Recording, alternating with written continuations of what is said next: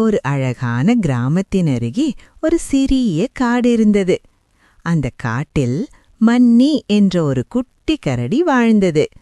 மன்னி ரொம்ப நல்ல மனசுள்ள குட்டி. யாரை பார்த்தாலும் சிரிச்சுக்கிட்டே பேசும் பழக்கம் அவளுக்கு இருந்தது. தினமும் காலை காட்டுக்குள் சுற்றி நடப்பது மன்னிக்கு பிடித்த விஷயம். ஒரு நாள் மன்னி நடந்து போகும்போது அவளுக்கு ஒரு விசித்திரமான மரம் கண்ணில் பட்டது. அந்த மரத்தில் இலைகளும் இல்லை, பூக்களும் இல்லை. ஆனால் நிறைய மிட்டாய்கள், லாலிபாப், சாக்லேட், ஜெல்லி எல்லாம் கிளைகளில் தொங்கிக் கொண்டிருந்தன. இதை பார்த்த மன்னிக்கு அளவில்லாத சந்தோஷம். அவள் ஒரு மிட்டாயை எடுக்க கை நீட்டினாள். அப்போ மெதுவாக ஒரு குரல் கேட்டது. மன்னி, எல்லாருக்கும் பகிர்ந்தாதான் இந்த மிட்டாய் இனிக்கும். மன்னி சுற்றி பார்த்தாள். அது அந்த மரத்தின் குரல் என்பதை அவள் புரிந்து கொண்டாள்.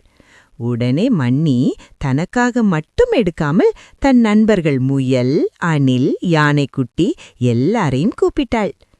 அனைவரும் சேர்ந்து மிட்டாய்களை பகிர்ந்து சாப்பிட்டார்கள். எல்லாரின் முகத்திலும் உண்மையான மகிழ்ச்சி தெரிந்தது.